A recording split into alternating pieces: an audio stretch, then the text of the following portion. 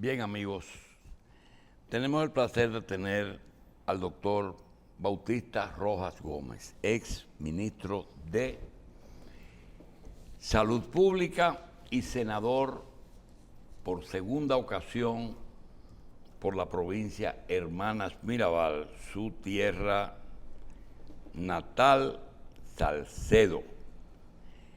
Él además es uno de los promotores. Es la única cosa que nosotros le criticamos, que fue promotor de una salida del doctor Fernández del PLD. Él pertenece a la Fuerza del Pueblo, es senador de las Fuerzas del Pueblo por Salcedo, y nosotros quisiéramos algunas opiniones de un hombre que fue ministro de Salud mucho tiempo y que hoy está en el Congreso. Ya nosotros tenemos una ley la ley de salud, la ley de seguridad social, y se está debatiendo algo que tiene que ver con las pensiones. Vamos a tratar, después de dar la bienvenida al doctor, de que nos trate algunos de esos temas. Doctor, gracias por estar aquí. Muy buenos días. Agradecido de nuevo estar contigo. Gracias, doctor. Aquí. Doctor, pero antes de preguntarme, déjate aclarar para que no siga criticando eso. La razón por la cual nosotros nos separamos del PLD, hubo un único responsable, se llama Danilo Medina, porque sustrajo lo que legítimamente el PLD le había dado a Leonel Fernández el 6 de octubre, la candidatura presidencial.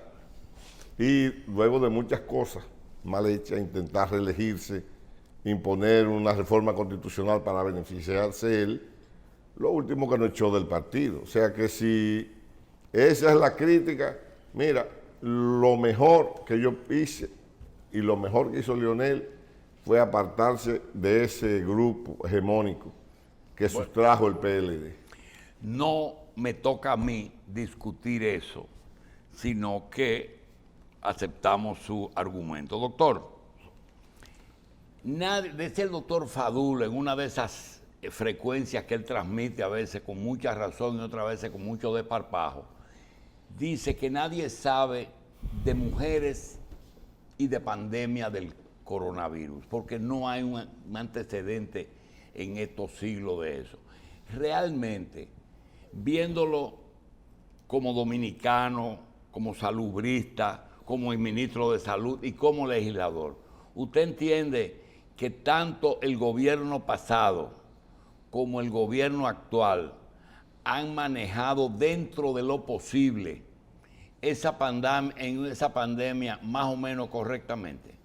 Mire, yo le voy a decir que el globo terráqueo ha proporcionado las condiciones necesarias para que haya esa y otras pandemias. Incluso que hayan epidemias exportadas. Usted la vivió, yo la viví. Michelle, tú la viviste. El caso de cólera en Haití y en República Dominicana. Nepal no la trae por una decisión de Naciones Unidas de traer tropas ocupantes a Haití. Esa fue la razón. Y tú verás que la Organización Mundial de la Salud en su momento va a descubrir la causa de esta pandemia. En lo que tiene que ver con la República Dominicana, Julito, yo tengo casi un año diciendo lo mismo, repitiendo lo mismo. Yo creo que en todo momento el pasado gobierno y han estado detrás de la pandemia, le han caído atrás a la pandemia y nunca se han colocado delante de la pandemia. No han hecho un plan. ¿Y es posible irse adelante? Sí, por supuesto. Por supuesto, tú tienes que hacer un plan y usted lo sabe quizás mejor que yo.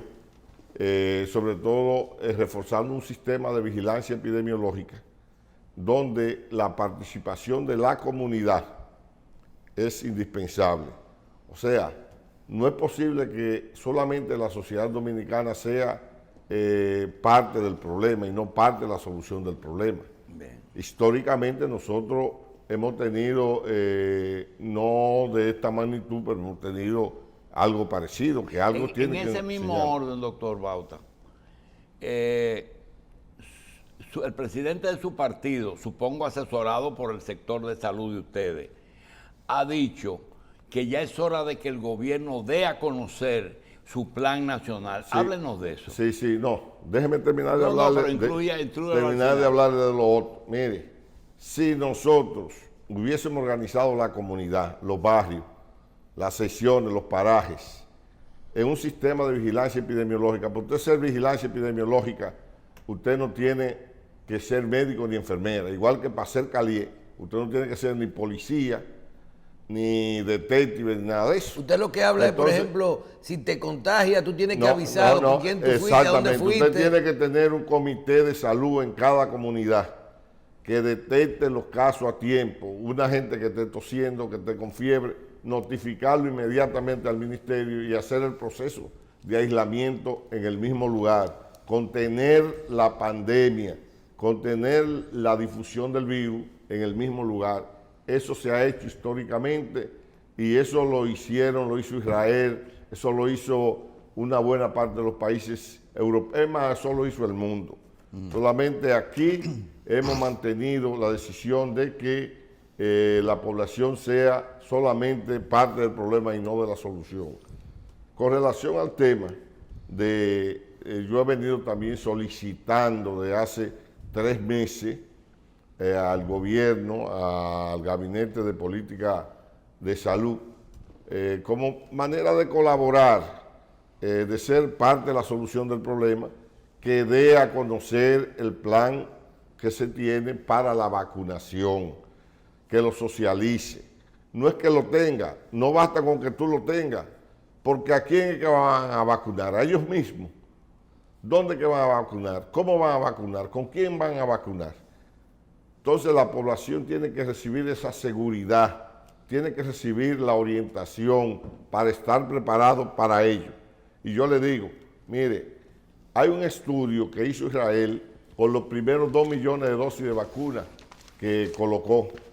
Demostró que luego de colocar la vacuna a 2 millones de personas, unos 12.500 y tanto resultaron positivos al virus. Le dio la enfermedad.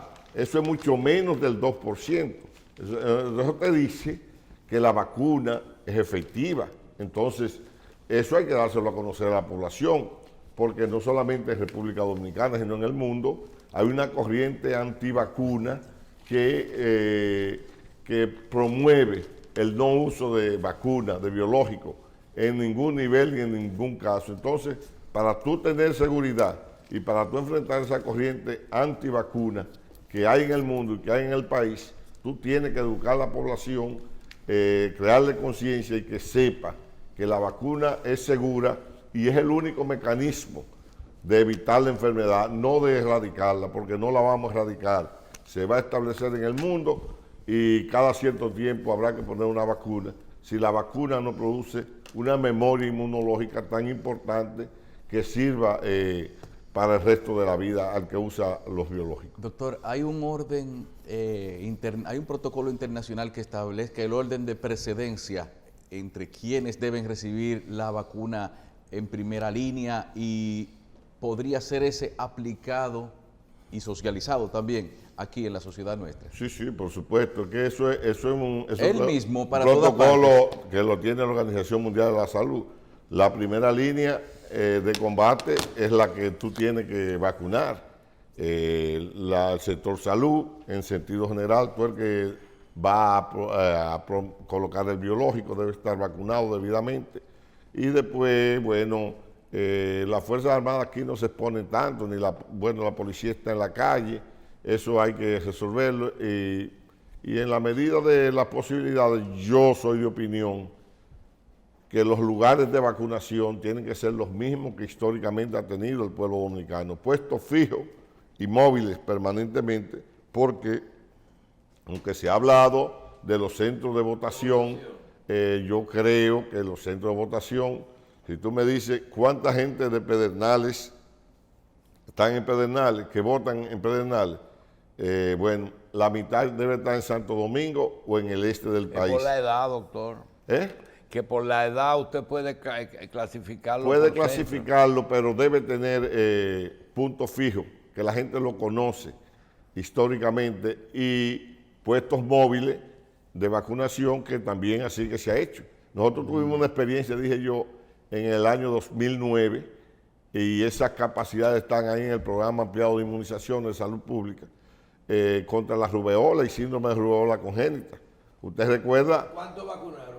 Bueno, vacunamos esa población que estaba en una población fértil, en edad fértil, prácticamente en 15 días se vacunó a todo el mundo, y desde el año 2009 nosotros ni tenemos rubeola, ni tenemos síndrome de rubeola congénita. Acuérdense de los muchachitos con microcefalia, con catarata congénita, con cardiopatía. Eso se erradicó y es una experiencia que está ahí. Entonces yo creo que el gobierno dominicano tiene las capacidades y tiene la experiencia necesaria para hacer una jornada de vacunación efectiva en toda la geografía nacional. Y sobre todo, doctor, que el tema de la vacuna, la gente dice, bueno, vacuna en los centros de votación, pero eso es asumiendo que todas las vacunas estén en el mundo, porque, por ejemplo, ¿cómo usted ve el tema del flujo de la llegada de la vacuna? Ustedes votaron una ley de vacunación. La ley, bueno, eso es también una capacidad nueva que tiene el Estado Dominicano, y le pedimos desde aquí, gracias a Michelle, a los diputados que conozcan y evacuen esa ley porque es necesaria, es un instrumento fundamental para la República Dominicana. Yo creo que es República Dominicana uno de los 3 países en la región de las Américas que no tiene una ley de vacunas. Imagínate. Se la introdujimos hace unos 4 meses, se aprobó en el Senado y lamentablemente esperamos por ella en la Cámara de Diputados. Doctor, pero usted tocó el tema del centro de vacunación, que sí, pero desde su experiencia, es algo que más allá de lo que es una carpa, una mesa y varias sillas, y más convertir un centro de votación en un centro de vacunación, a sabiendas de que se necesitará energía permanente y otras cosas. Un centro de vacunación tiene que cumplir con ciertas normas, o cumple con normas que otros lugares no cumplirían. Sí, mira, incluso ya hemos avanzado más, porque antes tú te encontrabas en el Distrito Nacional, el centro de la Galván, sí, y habían 1 o 2 centros. Ya los centros de atención primaria que funcionan en la ciudad capital, en el Gran Santo Domingo y en el país, tienen un puesto de vacunación. Los centros privados, que podemos utilizarlos, pero los centros normales de los hospitales provinciales y municipales, y los centros móviles, que es como tú dices, donde se va a colocar una carpita en un lugar o en las clínicas rurales, tú lo que tienes que llevar la vacuna. Te voy a decir, la vacuna de Pfizer, dicen que la cadena de frío. Yo digo, tenemos la capacidad, porque tú mantienes en menos 70 la vacuna para mantenerla permanentemente ahí. Pero una vez tú la descongelas, esa vacuna te dura 6 días. O sea que tú coges 1, 2, 3, 4 frascos y lo utilizas. No sé cuántas dosis tiene un frasco, creo que 50 dosis. Tú la utilizas 14. en un día. 14, yo bueno, creo. el tema es que una vez descongelada, la vacuna te aguanta en temperatura entre 2 y 8 grados centígrados 6 días. O sea que la vacuna es manejable, la cadena de frío es manejable en el sitio más remoto de la República Dominicana. Bien, doctor. Con el tema de las políticas públicas, en lo que tiene que ver, usted está en el Congreso y tiene todos los días que aprobar reformas, proyectos, préstamos que tienen que ver con el control de la pandemia, pero con la parte económica. ¿Usted entiende que República Dominicana, posterior a que salgamos de esto de la vacunación, tendrá un porcentaje de endeudamiento que no podamos manejar? Bueno, que no podamos manejarlo, no te voy a decir, lo que no podemos dejarnos morir. O sea, si por buscar financiamiento es que vamos a controlar la pandemia, eso hay que hacerlo.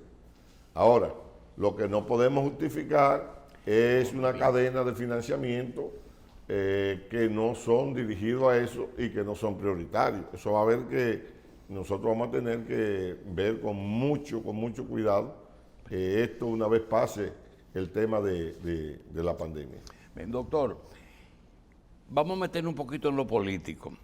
Con respecto a la Junta Central Electoral, después del aviso de que el doctor Leonel Fernández saliera o que iba a salir del partido, se produjeron 3 o 4 eventos que tuvieron que ver con decisiones de la Junta Central Electoral. El primero fue, en ningún momento el Tribunal Constitucional o la Junta o quien le toque habló de transfugismo. Y eso se quedó bien. Ustedes salieron y formaron una organización política y terminó el problema. Segundo, cuando se decidió quién era la segunda fuerza en el Senado, no hubo ninguna objeción porque la mayoría de los senadores después del PRM eran de la fuerza, por tanto, no hubo ninguna discusión.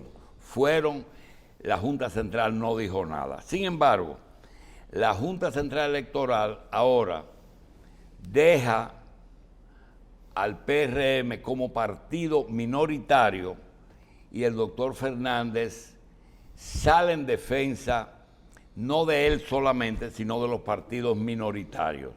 ¿Qué defiende el partido suyo?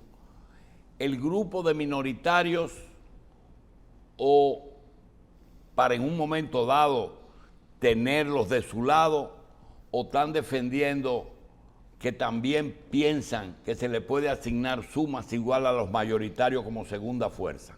Mire, lo primero, nosotros no nos puede tildar de transfugistas, porque nosotros renunciamos a posiciones públicas en el gobierno y nos fuimos del gobierno a la oposición. Lo que se estila es que usted se vaya de la oposición al gobierno. Nosotros nos fuimos del gobierno a la oposición. Con relación a la segunda mayoría, eso nos lo da la Constitución y el reglamento del Senado. O sea, el Parlamento no se rige por la cantidad de votos que tú sacas en unas elecciones, es por la cantidad de votos que tú tengas en el Parlamento. La Cámara. Si no, yo te voy a decir, Independencia, Bauruco, Pedernales, Barahona y Elías Piña. No Elías Piña, hasta Elías Piña. Son 5 o 6 senadores, ¿verdad? Tienen menos votos que el Distrito Nacional. O sea, la senadora del distrito sacó más votos que ellos. Sin embargo, ellos son 6 y ella es 1. O sea, el Parlamento lo determina la cantidad de votos que tú tienes en él. Nosotros, con relación al PLD, somos 9, ellos son 3. Y 9 más que 3 en todas partes. Muy bien. Y lo otro, justamente anoche, para que se aclare el tema económico, nosotros le dimos apertura a una app, el primer partido político en la región de las Américas, probablemente en el mundo, que tiene un sistema de colaboración de esa manera, donde vamos ya a comenzar a publicitar a partir de hoy, donde la gente va a donar, a hacer el aporte a la Fuerza del Pueblo voluntariamente a través de su tarjeta de crédito o de débito, y nosotros vamos a producir los recursos necesarios como para autofinanciar. Usted lo que está diciendo es que ya van a ceder, no van a apelar la decisión. No, porque eso es legal. Nosotros nos hemos acogido a la Constitución de la República, su artículo 74, numeral 4, que establece el principio de la favorabilidad. Bien. Y, no, espérese, Julio, de decirle, porque estamos favoreciendo al PRD en un renglón. ¿Qué es lo que le es favorable al PRD? Al PRD le es favorable porque sacó más del 5% en la caseta de diputados. A nosotros no es favorable lo más legítimo, lo más natural, que es la presidencia de la República, porque sacamos 5.9. Somos mayoritarios, tenemos el mismo mandato que dice la ley. Ahora, yo le digo a ustedes,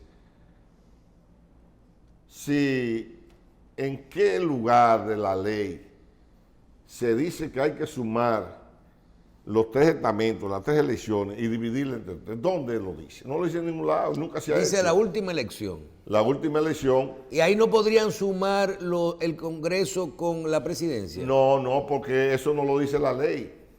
La ley, la Junta Central Electoral, lo que Pero los dos se eligieron el mismo día, doctor. Sí, bueno, pero... ¿Esa es la última? Sí, pero, Michelle, cogiendo el principio de favorabilidad de la persona que es afectada, Entonces debe tú ser te la acoges presidencia. a la que más te favorezca. Y eso lo dice la Constitución de la República. Claro. Pero si se quiere más, la ley misma que crea el Tribunal Constitucional te establece ese principio. Bien. Entonces nosotros no hemos acogido a ello. No es que... Ahora, con los partidos minoritarios, ¿por qué nosotros estamos junto a ellos? Porque Por el tema de la segunda escala. ellos fueron afectados también. Bien. Con esa decisión se afectaron 23 partidos políticos. Doctor, como senador en 2 ocasiones, usted conoce bien no solamente el asunto de salud pública, sino también conoce el mecanismo del Congreso Nacional. Tratando de en esta pregunta no ser muy parcial, que tiene que ser porque eso es su partido, la fuerza. ¿Qué pasaría si de los 32 senadores que tiene el Congreso, son 32, ¿verdad? Sí. Que de los 32 senadores, una parte del PRM y otra parte del PLD, 16, se pongan de acuerdo para salir de esas organizaciones políticas y cerrar filas con el doctor, por ejemplo, Moreno, que no tuvo ningún senador, o con la Fuerza del Pueblo, 32. Pasarían, si esos 32 a una organización política, se convertirían en la primera fuerza. Así es. Así es. Sí. No hay ninguna duda. O sea, porque el Parlamento, lo que le digo, es el número de votos que tú tienes en él. Esa es la mayoría que se constituye. Y si tú te colocas alrededor de un partido, el que sea, se juntan, constituyen un bloque que debe ser de más de 2 senadores o diputados que se forme el bloque, pues depende de la cantidad que tú asumas. Bien.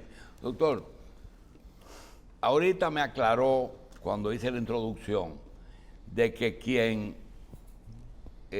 ocasionó daño con la convención y que prácticamente el PLD, Danilo Medina y un sector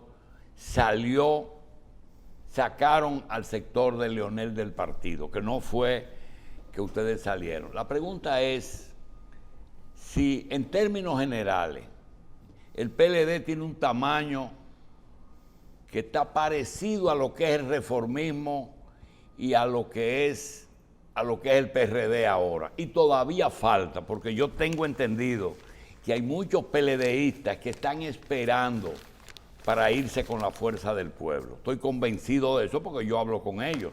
Lo que pasa es que están esperando. ¿Usted entiende que esa situación que está pasando el PRD, el PLD, se debe exclusivamente a que Danilo Medina, su ambición, la forma en que se manejó en el partido y la corrupción de algunas áreas fue que llevaron al PLD a esa situación y que lo mejor del PLD se fue? No, nosotros no somos ni mejores ni peores, somos diferentes. No somos capaces de traicionar a un compañero, no somos capaces de quitarle una candidatura a un compañero, no somos capaces de perseguir a un compañero porque no comulgue, no esté de mi lado. Pero eso te digo, somos diferentes, porque nosotros no somos dominicanos, incluso somos discípulos de Juan Pero Bosch. ¿por qué yo he visto, y le digo porque a nosotros nos llegan cosas, que miembros de la fuerza que se fueron, hoy tienen buenas relaciones con gente que se quedaron y están pidiendo que ayudemos a personas que aspiran al comité central, gente de la fuerza, quieren que ayudemos a esas personas. No, eso no es así. O sea, nosotros hemos orientado a los compañeros que nosotros no fuimos del PLD, nosotros no tenemos nada que buscar en ese congreso del PLD, absolutamente nada que buscar. O sea, eso sí lo están haciendo desde el PLD, visitando a los compañeros de la fuerza para que le apoyen. Y yo debo decirle que nosotros no estamos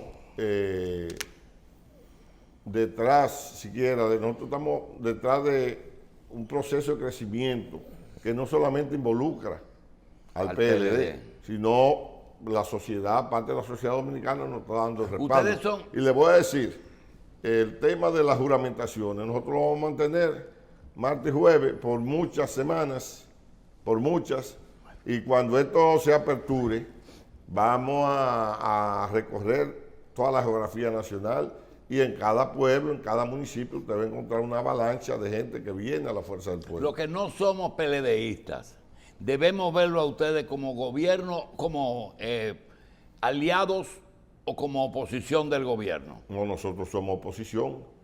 Tú no has visto ningún miembro de la fuerza del pueblo que haya asumido una posición en el gobierno o que ande detrás de algo parecido en el gobierno. O sea, la única alianza fue a nivel, en algunos congresual en el proceso pasado. No, y nosotros estamos haciendo una oposición racional como debe ser, sobre todo en una etapa que estamos, como la que estamos viviendo, una crisis sanitaria, una crisis económica.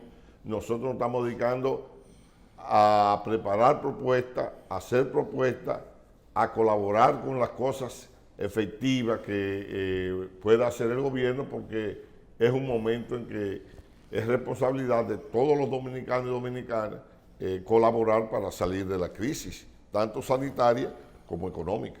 Mucha gente del PLD ha desempeñado cargos en los últimos 16 años y se presenta ahora el problema de que el PRM quiere esos cargos.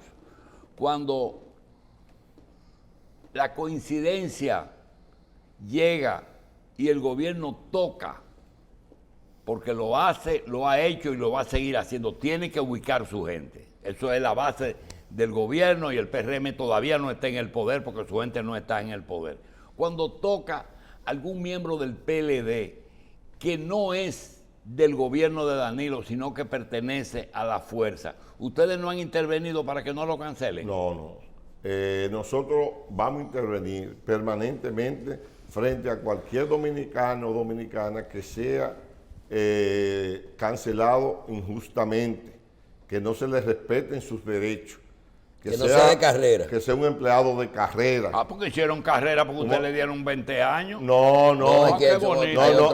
Bueno, está bien, pero hay que respetarlo, la ley es la ley. Lo que tenemos que hacer en el Congreso para que sepan quiénes son ellos, que digan, bueno, vamos a sustituir la ley de carrera. En la ley de función pública vamos a eliminar la carrera. Porque la política es lo siguiente, el que tiene menos de 20 años está votado y liquidado. Y el que tiene más no se puede mover. Y eso no es así, porque hay gente que está desde el 96, doctor, no desde el 2000. Y hay una periodista que cancelan de la lotería que sí. tenía 41 años. Sí. O sea, estaba desde el 79.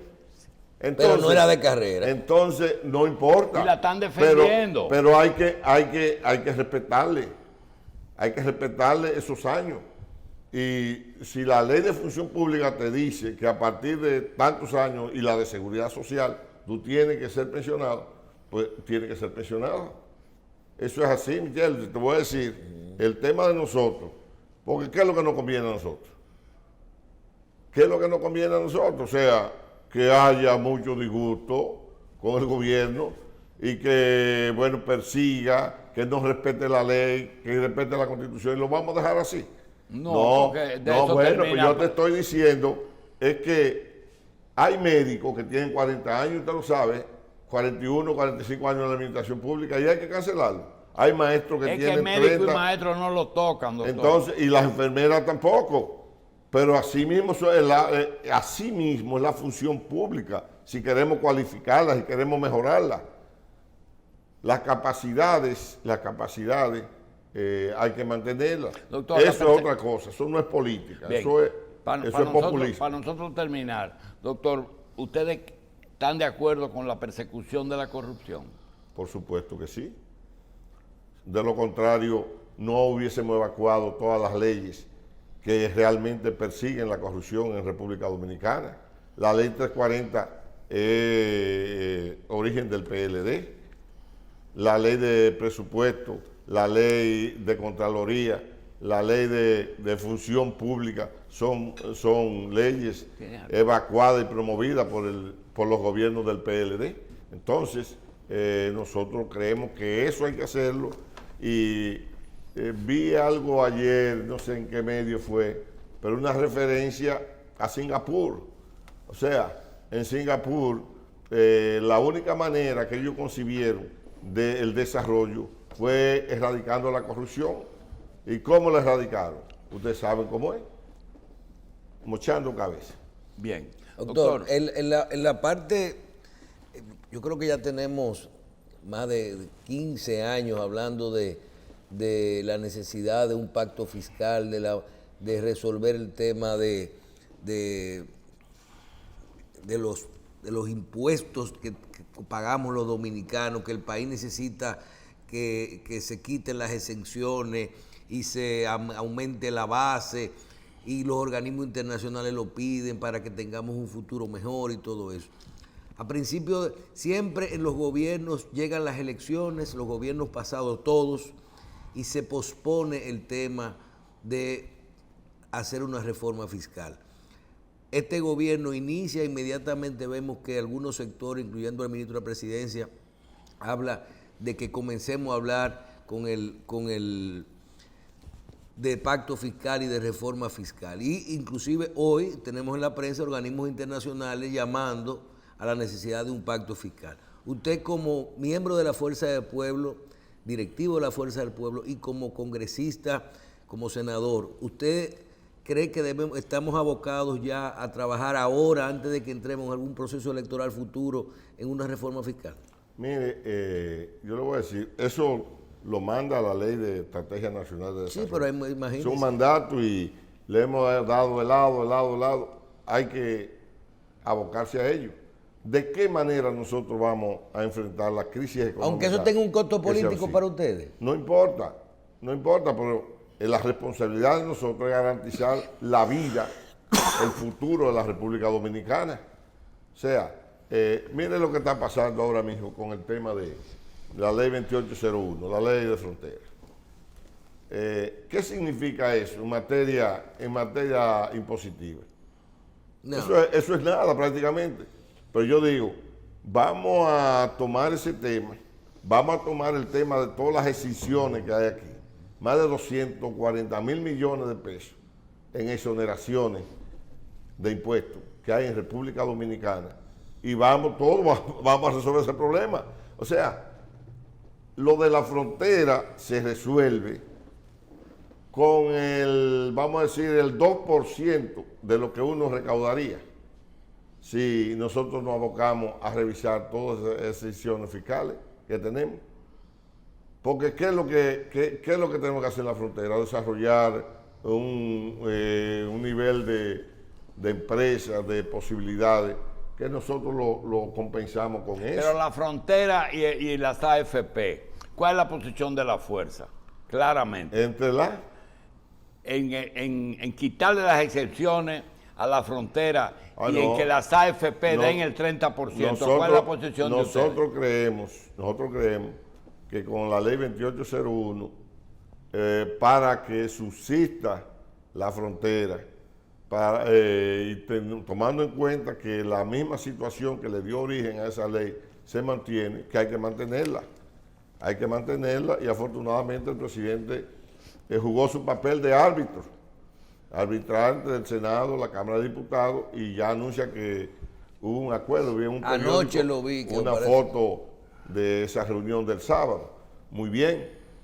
Y con el tema de la ley 8701, el año pasado hubo una reforma de la ley 8701 que tenía que ver con una serie en enero pasado. La autonomía a la tesorería. Exacto. Y esa misma ley, esa reforma a la ley agregó un artículo que mandaba que a partir de septiembre del 2020 se hiciera una reforma integral, que no se tocara más la ley 8701. Entonces nosotros creemos que lo que se impone es justamente eso, una revisión de arriba abajo después de 20 años de la ley 8701, y para ello ya hay una comisión bicameral a instancia que la preside la Cámara de Diputados, que estamos esperando esa convocatoria para nosotros abordar integralmente la ley 8701. Doctor, yo recuerdo que el Hospital Padre Villini se remodeló en los últimos días de la gestión suya. También recuerdo que Danilo Medina, como candidato del PLD unido, usó una frase para no herir susceptibilidades, porque sustituir su propio partido no es fácil. Continuar lo que está bien, corregir lo que está mal y hacer lo que nunca se hizo.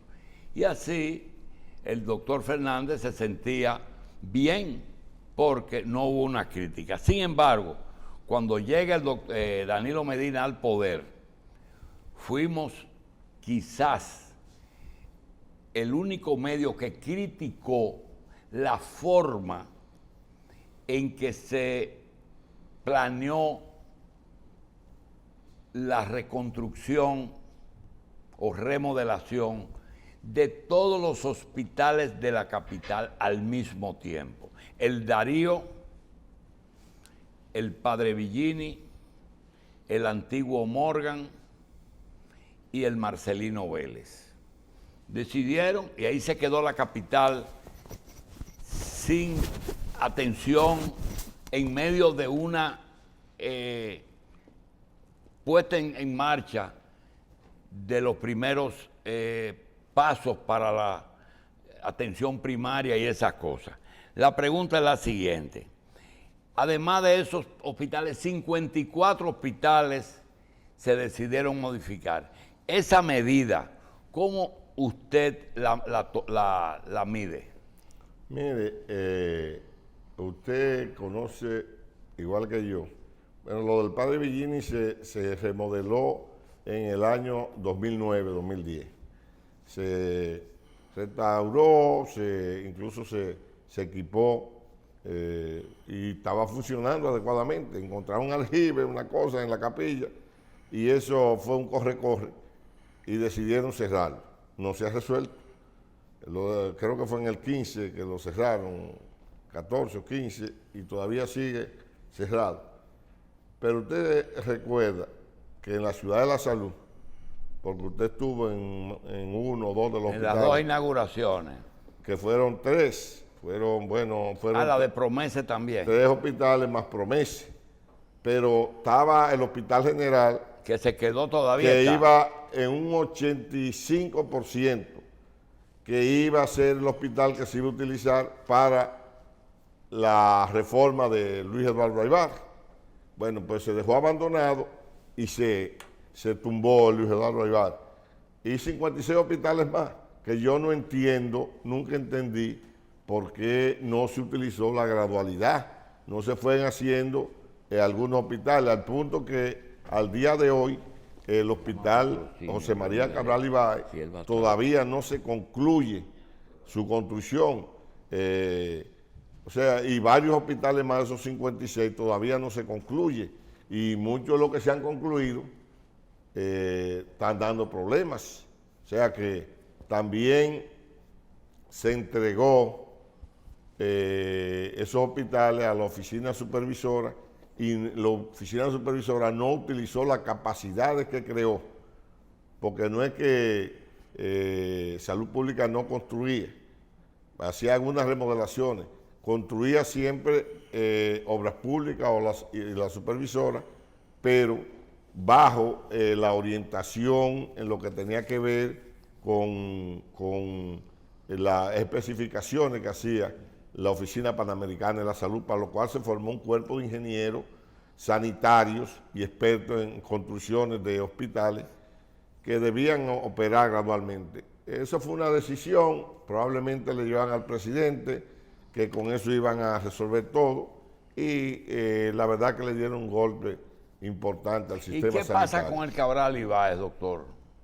Bueno, usted sabe que lo que se tenía previsto, doctor Racín, era hacer lo mismo que se hizo con la Ciudad de la Salud aquí.